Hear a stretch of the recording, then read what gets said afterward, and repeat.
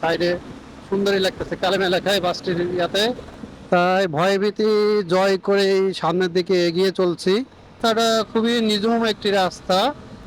এই রাস্তা দিয়ে ভয় ভয় লাগতেছে। এই বনচকি কবরস্থান এবং ঈদগাহ মাঠ এটার।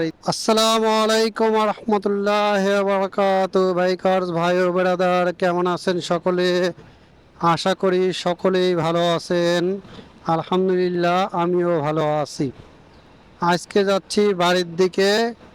এখন বাজে 8টা 19 রাত্রে।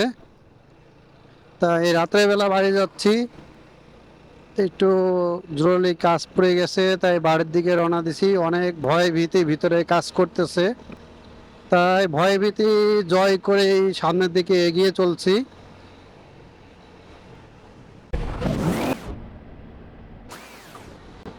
দেখতে দেখতে চালাতে চালাতে এখন বাজে 8টা 27। চলে আসলাম ধলেশ্বরী ব্রিজের কাছে। টোল প্লাজার খুব কাছেই চলে এসেছি, নিকটবর্তী চলে এসেছি। তাই যে এখন টোল প্লাজায় টোল দেব।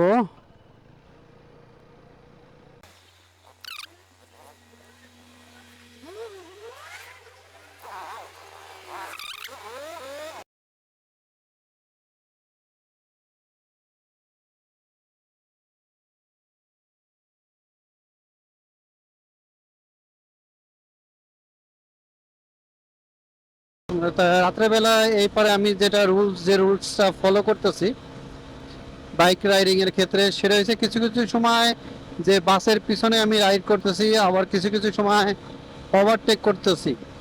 আর যতটুকু বুঝতেছি মার এই পারে হয়তো বা 10টা পর্যন্ত, আমার যেটা মনে হয় আর কি, 10টার আগ মুহূর্ত নিরাপদ সড়ক আর কি। জানি না, হয়তো এর আগে হইতে পারে, আমার যেটা মনে হচ্ছে আর কি। চলে এসেছি পদ্মা সেতুর খুবই কাছে। ট্রেন যাচ্ছে সাইড দিয়ে, জানি না ট্রেনটাকে ধরতে পারবো কিনা। মনে হয় ট্রেনের সাথে ধরতে পারবো এরকম মনে হচ্ছে, তাই ভালোই লাগতেছে।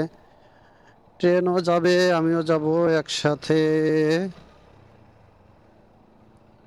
এই যে চলে এসেছি পদ্মা সেতু। হাসিনা আপা বলেছিল টুপুস করে ফেলে দিব। কাকে জন্য বলেছিল কথাটা?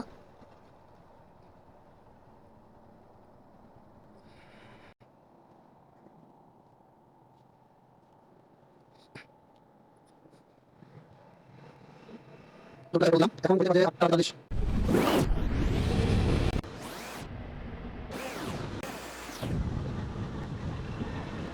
তাই সাইডে দেখতে পড়তেছে এই যে কালেমা লেখা। এই যে সাইডে সুন্দরই লাগতেছে কালেমা লেখা এই বাসটির ইয়াতে।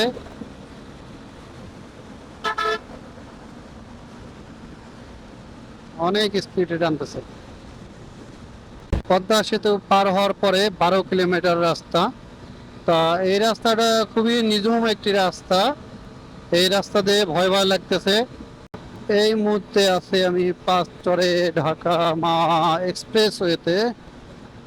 তা পাঁচচর ক্রস করতেছি। সময় 8টা 55 এখন ঘড়িতে। তা ভালোই একটু একটু ঠান্ডা লাগতেছে। এই যে কুয়াশা কুয়াশা ভাব কিন্তু একটা এক্সপ্রেস। এসেছি ভাঙ্গার মোড়, সেই বিখ্যাত রাস্তা।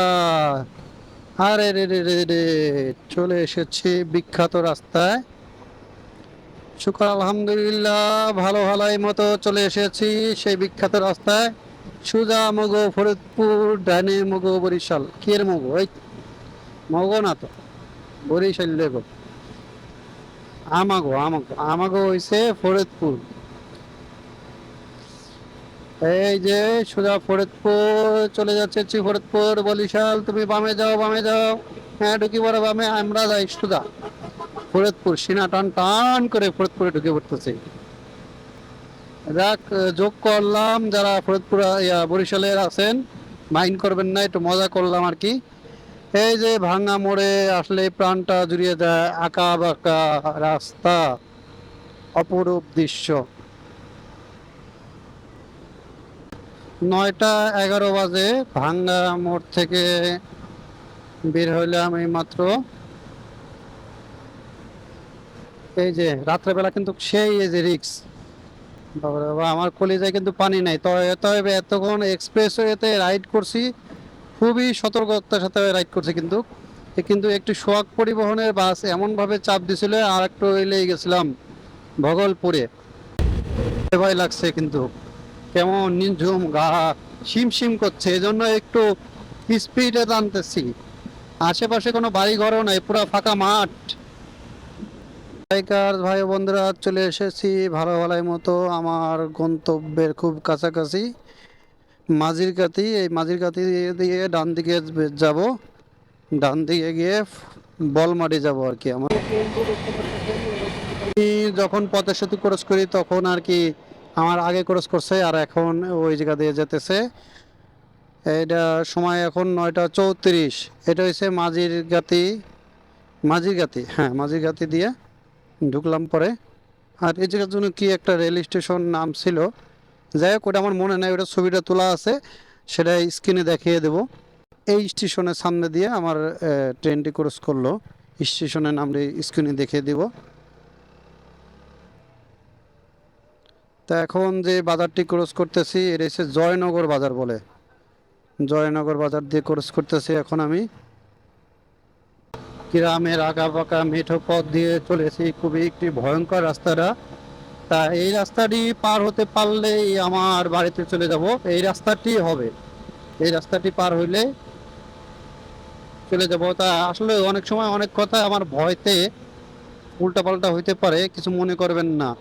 কারণ আমি লক্ষ্য হয়েছে বাড়ির দিকে যাব, তার উপরে কিছুক্ষণ পর পর ক্যামেরা অন করে আপনাদের সামনে একটু আসতেছি, একটু ভয়টা কাটানোর জন্য।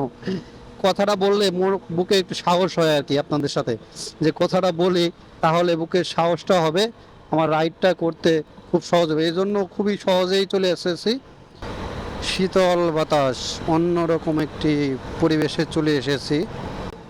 তা চলে এসেছি বনচকি।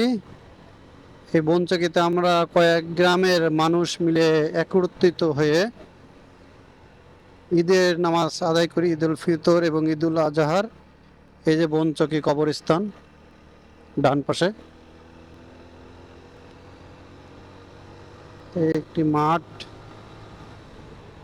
এই বনচকি কবরস্থান এবং ঈদগাহ মাঠ, এটার ইতিহাস হচ্ছে আপনার বেদন হাজি নামের একজন এই জায়গাটা দান করছিলেন সর্বপ্রথমে। তারপরে আস্তে আস্তে এলাকার লোকজন অনেক জায়গা দান করছেন। আর এই বেদন হাজি ছিল আমার মায়ের নানা আর কি। তা উনি বেদন হাজি একদম সেই ব্রিটিশ আমলের হাজি, নাম করা একজন হাজি ছিলেন। তার তার মহত্ব কি, তার মহত্বর জন্য আজকে এই জায়গায় কবরস্থান এবং ঈদগাহ ময়দান, 3-4 গ্রামের মানুষ একত্রিত হয়ে আমরা নামাজ আদায় করতে পারি। তো চলে এসেছি বাইখের চৌরাস্তায়, আমার গন্তব্য স্থান এখানেই শেষ। তাই ভালো থাকবেন, সুস্থ থাকবেন, দেখা হচ্ছে নেক্সট কোনো ব্লগে। আল্লাহ হাফেজ।